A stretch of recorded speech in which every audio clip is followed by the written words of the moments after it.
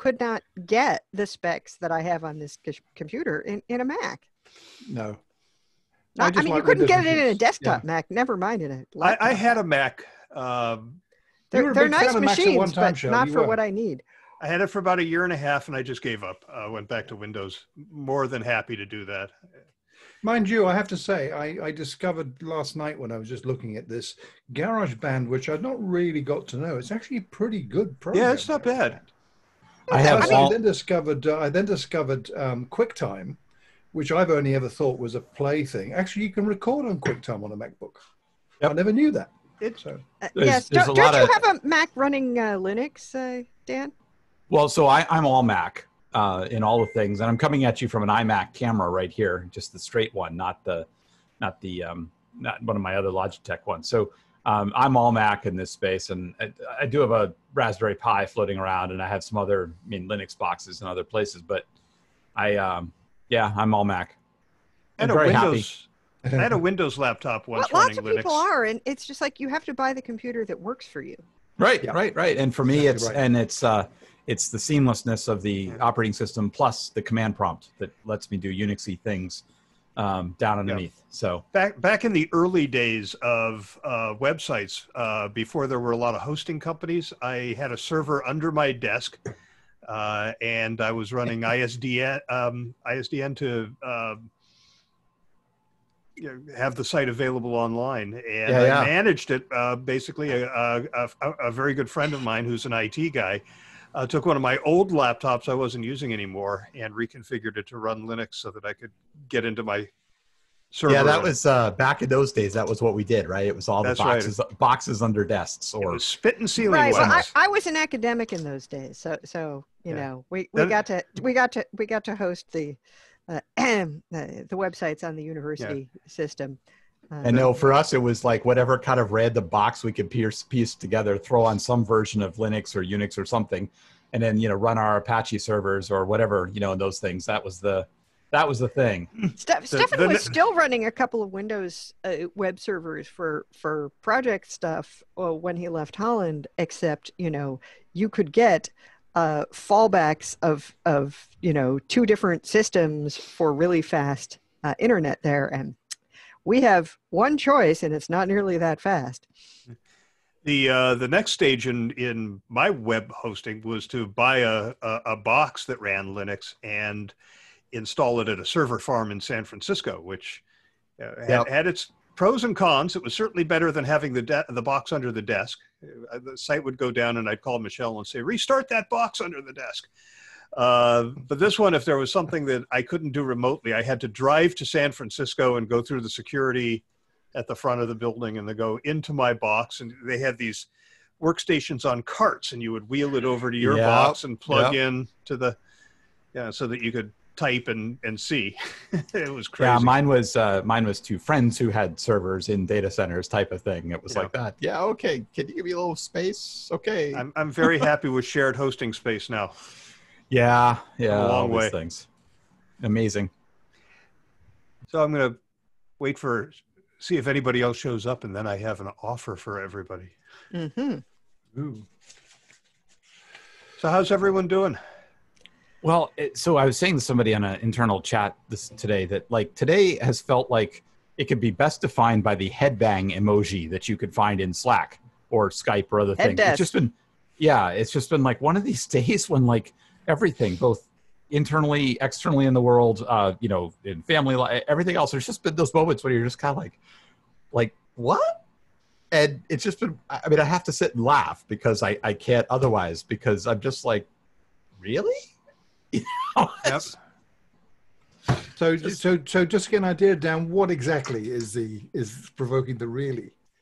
I don't sense that at all today. It's been a lovely day today over here. No, for me, it's been random stuff. All sorts of things. It was starting out when I did a search of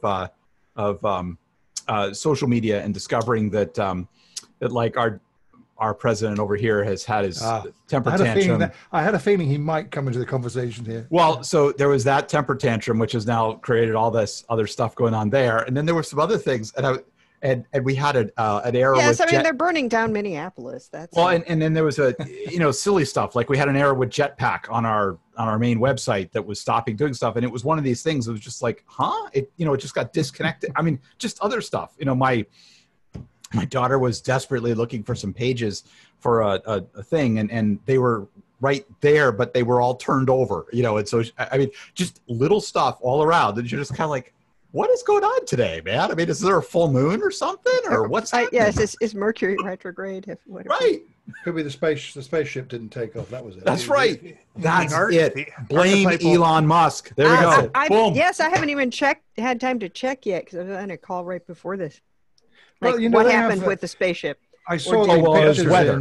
It was weather in Florida of these clouds. Wait, they have weather in Florida? Seriously, scary, these clouds. They have I mean, our main launch site in the U.S. is a place that's prone to afternoon thunderstorms. So if you're launching in the afternoon, what's going to happen? Yes. I mean, and I don't, if I were them, I don't want to be sitting on a large tank of fuel when there's lightning strikes around. Brian Williams. I can't think. Brian Williams last night. Bad idea. Brian Williams last night did a segment on why Florida. And there are actually good reasons to put up with all those weather delays. I'm sure there probably are, but the meantime, they'll try again on Saturday. The main one is physics. First, it's pretty close to the equator as U.S. properties go. Yeah. And it's on the East Coast. And as the Earth rotates, it pulls the rocket out over the Pacific on its trajectory. So if it blows up, when they were first setting these up, people weren't thrilled about the idea well, of given the history of the U.S. space program, you might want to say when it blows up, but well, right, but I mean that way it blows up over the ocean and it doesn't down in people's places. I was the PR manager for Lockheed when Lockheed had the contract to service the space shuttles, which were going to be launched out of Vandenberg Air Force Base. Oh, yeah. And I was up at Vandenberg for a couple of years. And long story short, they never launched, partially because as soon as they selected the site and everything and built everything up, the Challenger disaster occurred. And then some genius realized finally that launching a rocket, the shuttle equivalent from Vandenberg compared to Florida was going to almost require twice as much propellant because you can only launch in a southerly direction from Vandenberg, so you don't drop anything on land because the peninsula sticks out, and you don't get the benefit of the centrifugal force of the Earth when you launch from Florida. And when they figured that out, they finally decided, we're not going to do that after all. Yeah, he made the point that like a ceiling fan, out at the edge of the blades turns faster than toward the middle, and that's what happens when you're at the equator. It moves you faster because of that centrifugal force. So seriously, good to know that, I have to say. Important information that will really help you in your day-to-day life. It will help communicators. Yes, we will know.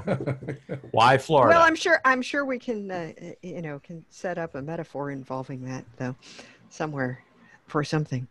So listen, I got a question for you guys to talk about Trump as Dan did earlier. Might as well.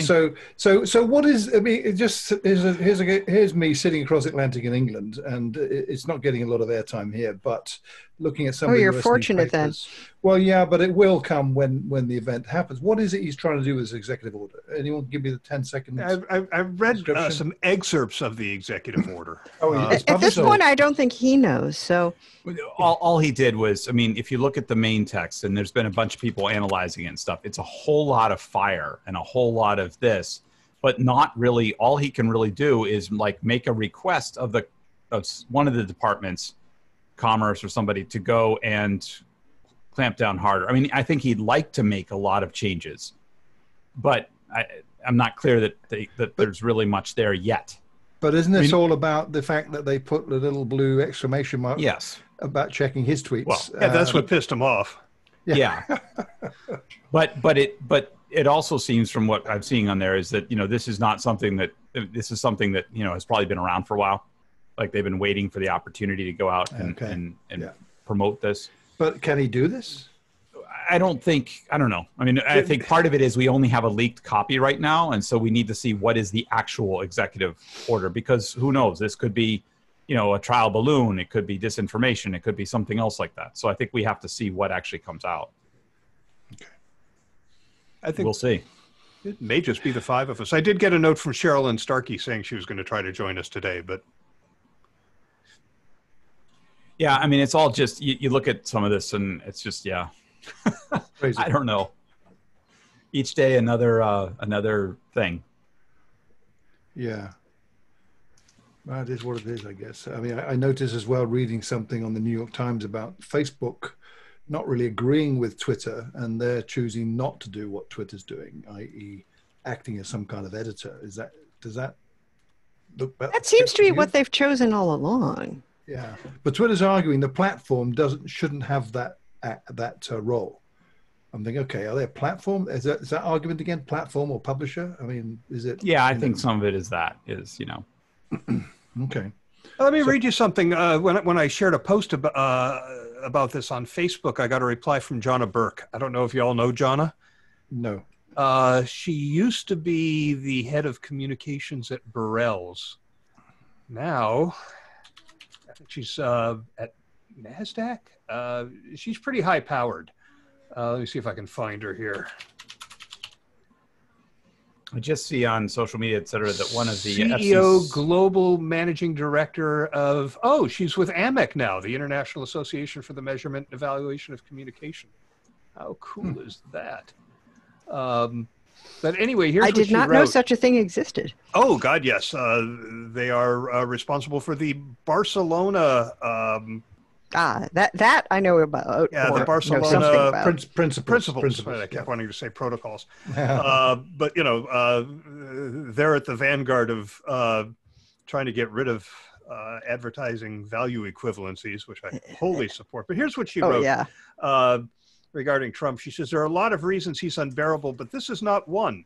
Government has been failing for decades to understand tech and the impact to our rights. The fourth estate is dying, and in big part due to social platforms that say they are technology, but operate as media minus ethics and regulation.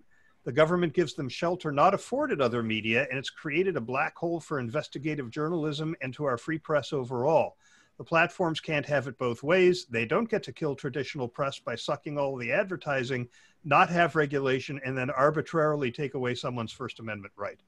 So I don't disagree with most of that, although there's no First Amendment issue involved here. A pretty standard misunderstanding of the First Amendment, which just says that they can't arrest you.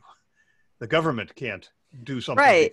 It does not say. I mean, the Right. thing is, if you own a platform, you can make the rules for being there, and they may be Hey, here's Sherilyn.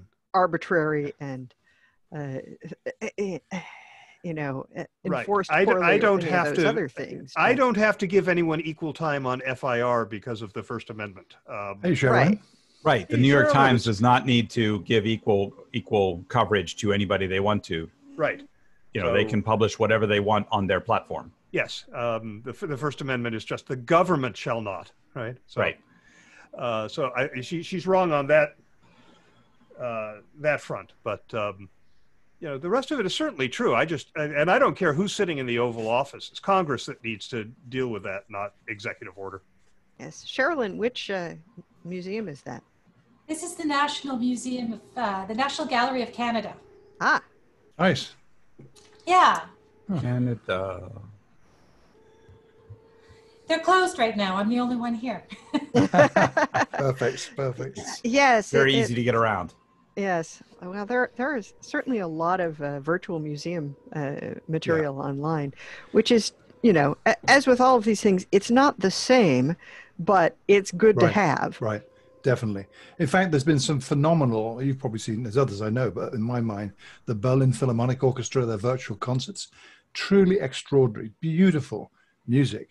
And for Star Wars fans, did you see the playlist that appeared on Spotify of all the whole, I think it's 26 tracks, all original John Williams. I mean, what a treat to listen to some of that stuff. I'm a bit of a fan, as you might have guessed. So, and all this is accessible because of this. Will it still be there post-COVID? I wonder. The models are shifting in terms of what you offer and how you offer it, are they not? So are we going to see this as a permanent fixture? How are they going to monetize it? How do they, questions really. Yeah, I often attended the Hollywood Bowl performance of Star Wars with John Yeah. Williams actually directing the Hollywood Bowl Orchestra. That must have been something. It's a great time. Everybody's got their sabers out, lightsabers out, and it's a thrilling event. Yeah, definitely. So I do some work with the National Gallery of Canada as well as the National Museum of Nature, and so those questions you asked, Neville, are things that they're grappling with right now. Yeah. So the whole idea of monetizing what they're doing, that's, you know, they haven't even begun to get their brains around that. Yeah. They're right now, they're just trying to keep being relevant and engaging their stakeholder communities and just keep in front of their audiences. And I think they're doing some great things. I mean, Shell and I have talked about this in FIR a bit on brands and what companies are doing. How will they be memorable afterwards? What will they be remembered for? And what you said strikes a chord for me particularly. I see that here in the UK on a small scale, businesses doing things just to be present in a way that people will like and will remember after, if that's actually what they've actually thought it through like that. And you're seeing some very selfless acts, genuinely, that look genuinely so, which is great. I'm seeing more of those now than the not. I think we talked about that, didn't we, Cheryl, in the last show? I see more that were not genuine. That's now shifting. Partly, I suspect, because in this country, we're about to come out partly out of the lockdown starting Monday. I mean, the big deal, the thing everyone's excited about, car showrooms are now open again on Monday. Things like that, schools opening. The last thing I wanted to do when I lived in the UK was buy a car. I bought one in January and it got tied up when the factory shut down in March. So I haven't got it yet. It's coming in 2 weeks, which I can't wait for. So I'm quite excited about that.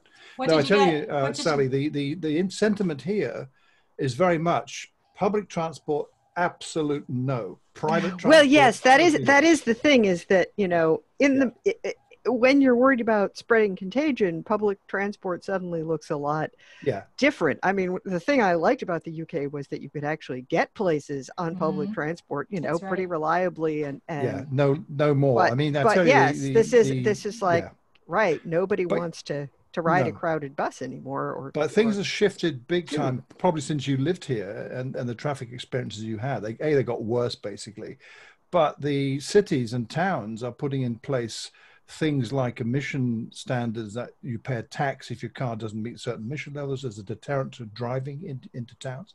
But, you know, I read a statistic the other day, there are something like 40 million cars here in a country of 66 million.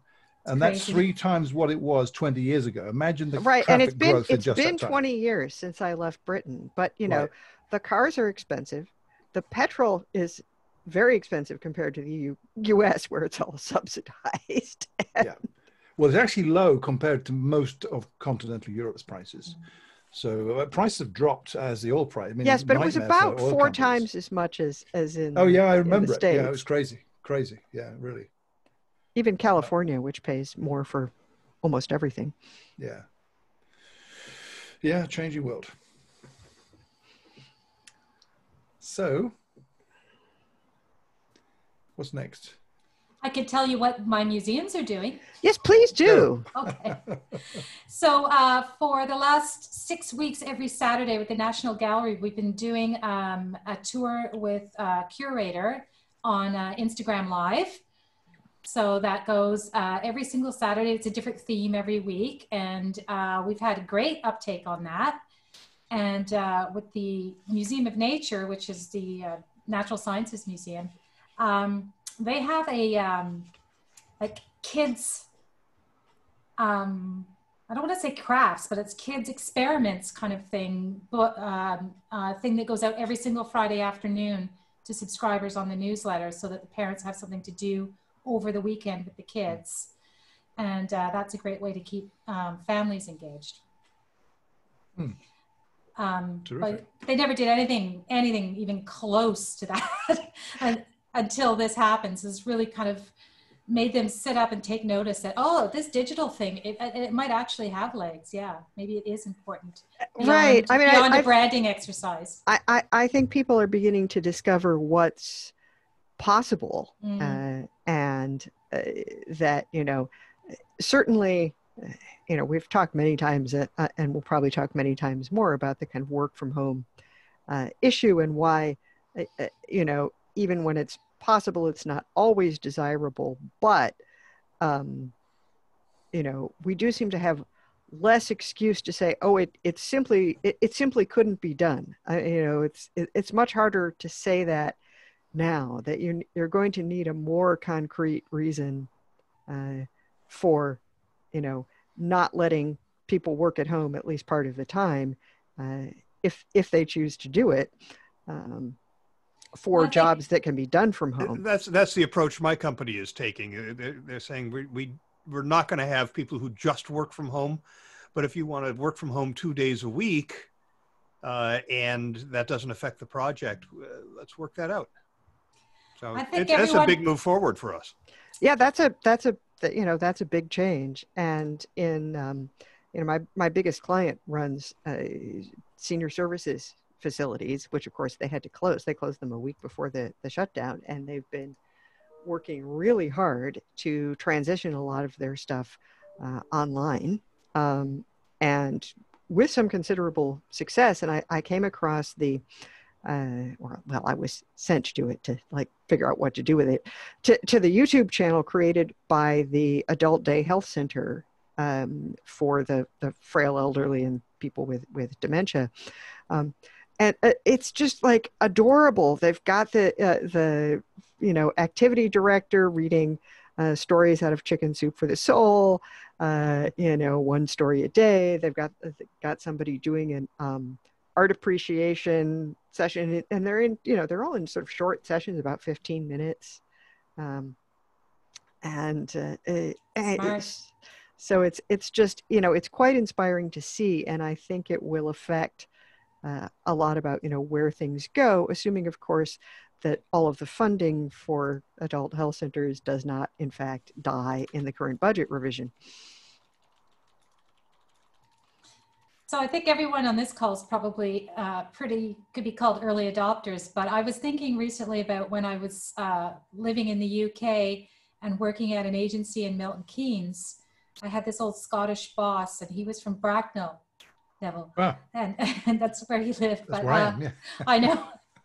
And I remember saying to him, I had a commute anyways, and it was difficult in the summer when the kids were off school, and I was a single parent kind of juggling all that. And I said to him, can I just work at home in the summer? Like I have a modem on my computer, and I was writing, right? I was like, I could just send you my work every day at the end of the day by modem. And he like laughed me out of his office, right? Yeah. He was like, that is, you know, get out of here. You're wasting my time. No, you're not working from home. You're going to come to the office every day like the rest of us. But now it's going to be the new normal for sure. Yep. Yep. Yeah.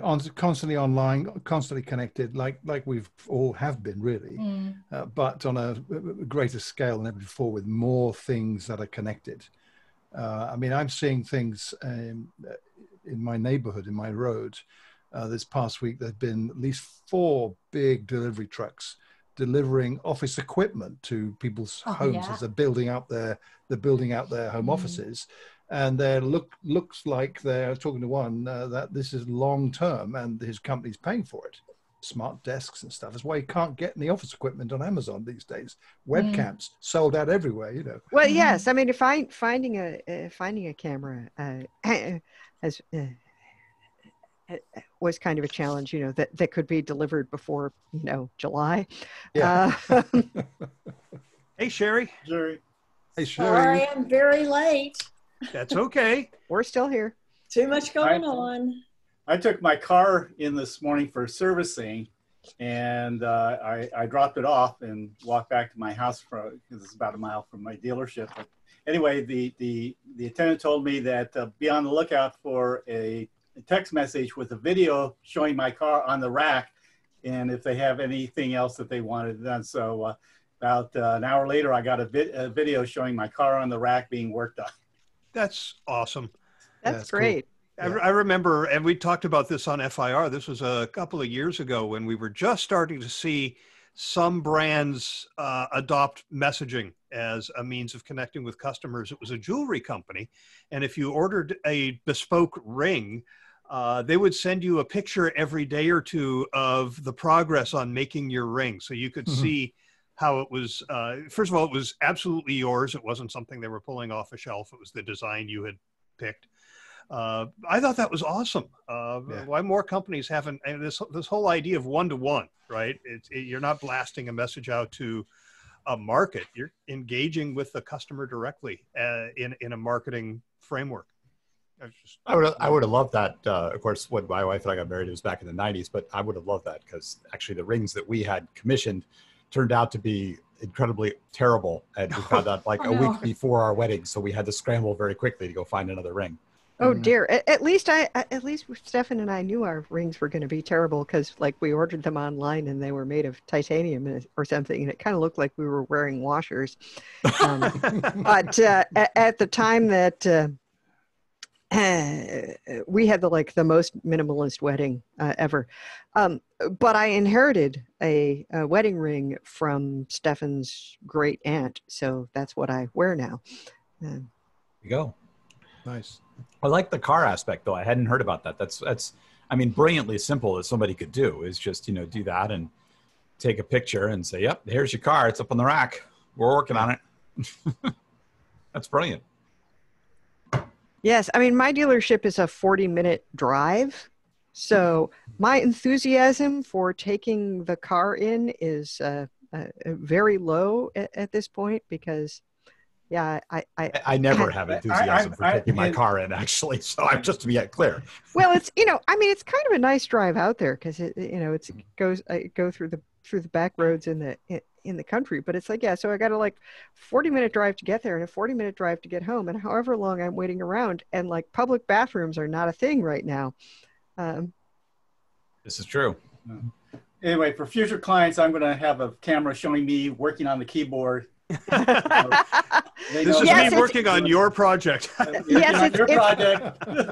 It's right. It's not like my work is exactly a spectator sport, but I think with some things that that's going to be a very and good Sherilyn, I love the idea of the. I actually have that camera. I could sit here and show people. You're looking directly down. You're right. You're working away there. I have a camera like that. It's over by my laptop, not here at the desktop, but those are great. I mean, it was originally so I could, what they're made for is showing pages in a book to a class. At least the one I have. Right, those document projector things. I just have a Logitech. I have a couple different cameras because I've been playing around with OBS for OBS Studio with live streaming. Yes, I still haven't looked that up. I wrote it down to check out, and I still haven't. So are you using that with Twitch, Dan? I'm using it with Twitch, and then I'm also using it with Zoom. And so I'll merge multiple different inputs. So I have when I have my green screen up behind me instead of leaning against the closet door, I'll bring that in, and then sometimes I'll bring in this other thing here. So just cool. Experimentation in different ways. Yeah. I just want to let you know, I just shared a link. Philippe Boremans, who is a longtime listener and a friend of FIR. He used to be with IBM in Brussels. He worked for an agency in Morocco for a long time, and I believe there's Shell. I believe he's in Portugal now. You look kind of smug in that photo, Sean. I didn't mean to. It's just the instant he did that. Anyway, he's running a virtual PR summit that has a variety of keynoters. I was among them, and today he offered a 20% discount for FIR listeners. So that's cool. That's the link, and I will share that in the show notes. See if we can get that out to FIR listeners without blasting it too far and wide so people who aren't listeners don't take advantage of it. But it's a pretty interesting thing that he's done pretty much on his own to get a group of people to do these keynotes. And I know that you're involved with the IABC virtual conference coming up, Shell. Well, only to the extent that I'm a speaker, but. All right. Are you going to attend? I'm planning on it. I don't know that I'll attend 8 hours a day as I would if I were actually there. If there's not a session that interests me, I probably go back to work. But yeah, I'm planning on giving it a try.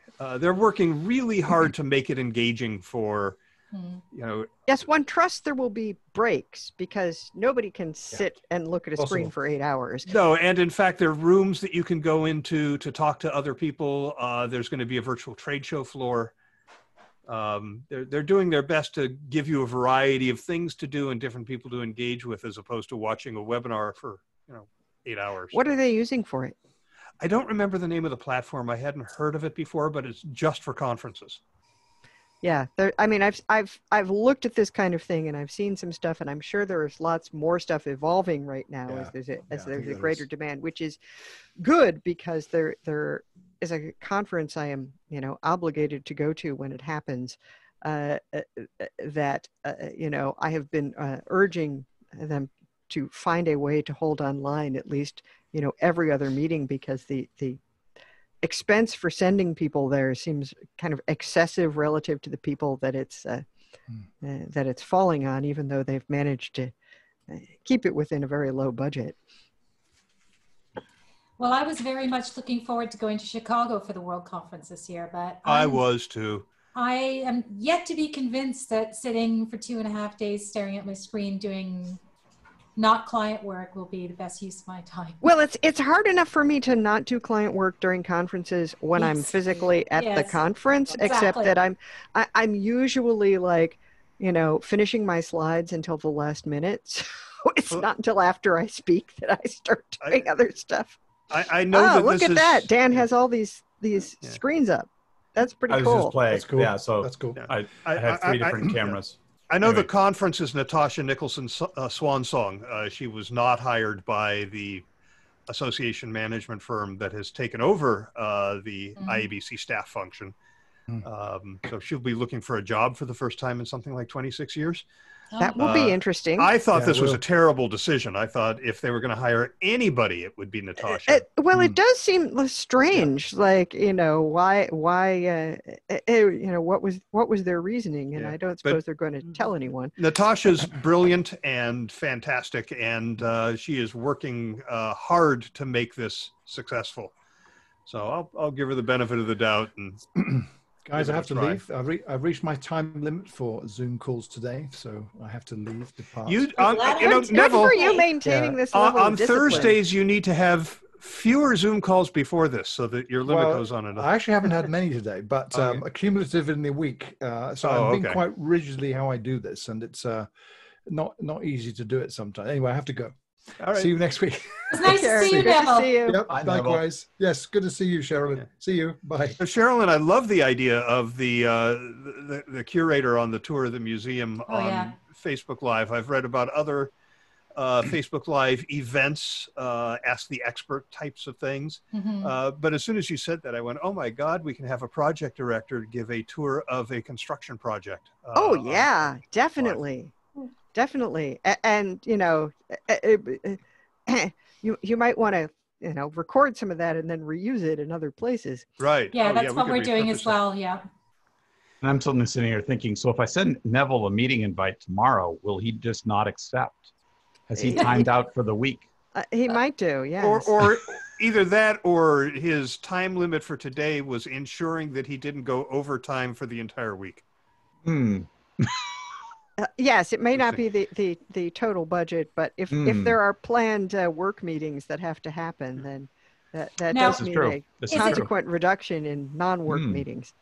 Is it just Zoom, or does this also cover Google and all the other platforms? I don't know.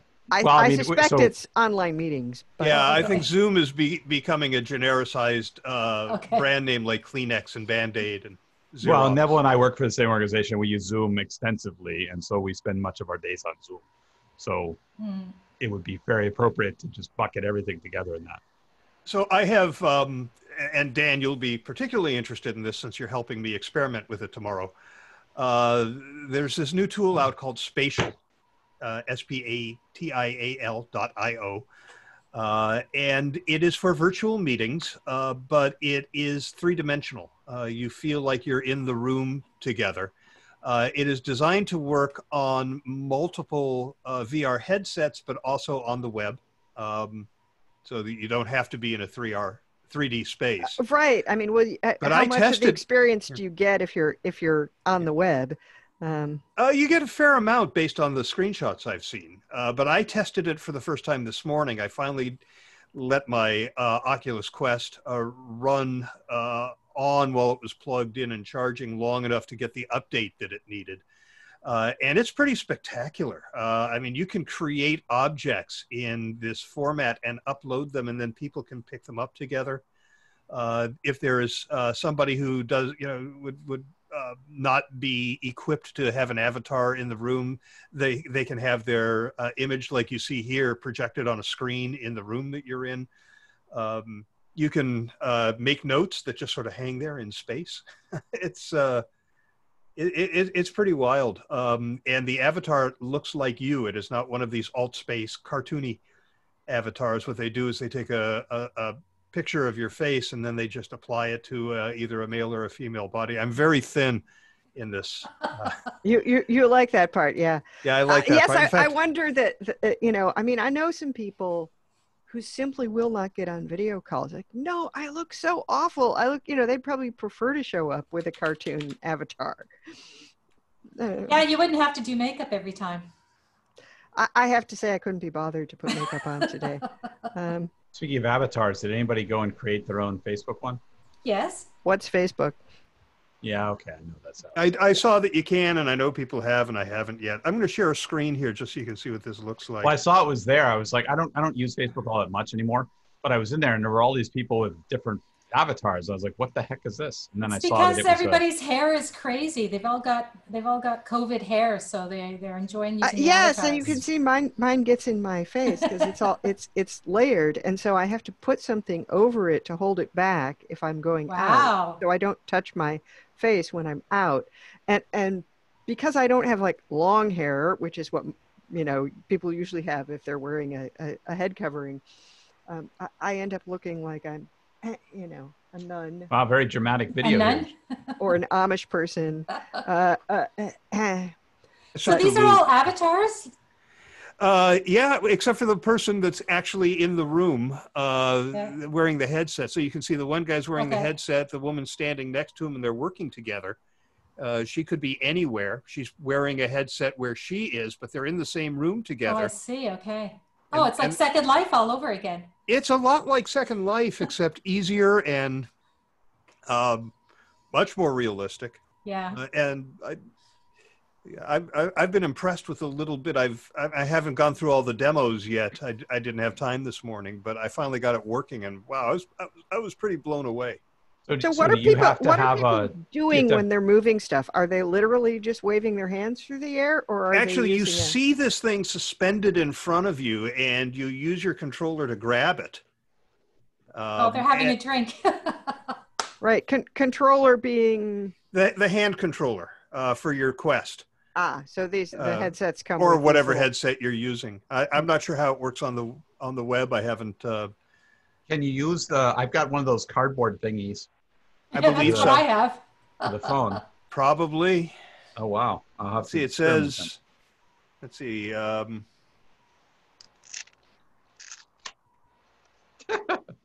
This is actually AT&T branded. It was about a thing about don't text and drive, and so you could go and get the app to go experiment with the VR app. Because you especially want a VR and drive, is that it? I guess so. I don't know. So these were given out to me at some point at some event I was at. Clearly. Oh, I just created a space for mobile. I didn't want to do that. Oh well. Anyway, I created a space, and we're going to test it tomorrow. I haven't actually been able to try it with other people in a room yet, but just wanted to share that because I think, what we're doing here is great with Zoom, but if this becomes a standard thing, we could literally all be in a room together seeing each other. Maybe we'll do that for the IABC World Conference next year. Yeah. Oh, well, of course, asking everybody to buy a $599 headset or more might be a bridge too far. If these things work, though, then you could just, mail everybody a little cardboard thingy. Yeah, it says use all your favorite tools. I think they're trying to be as inclusive as possible with this. You see, there's somebody doing it on the web. So, well, no, I stopped sharing. So wait, I don't see it. Right. Anyway, Listen, it was great catching up, everyone, but I have an analytics report I have to finish. Yeah, Great I to have see head you. out too. It Those was nice pesky connecting. clients. Well, we can Yes, end good to early. see I mean, you. there's a small number of us. So back to work, everyone. Bye now. Great to see y'all. Bye. See y'all, and Be back I next will. week. Yes. Sounds good. Thanks, Shell. Thanks for doing Bye-bye. this. Take care, everybody. Bye.